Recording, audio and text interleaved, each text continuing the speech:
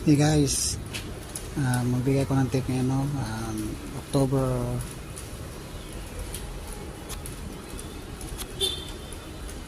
18, 2023. So play match ito mamayang 11:30 PM, no? Hanapin nyo sa Greece Elite League yung laban ng Panionios BC at saka yung OE Amintas. Yun, hanapin nyo sa Greece Elite League yung laban na yun, yung match mamayang yun,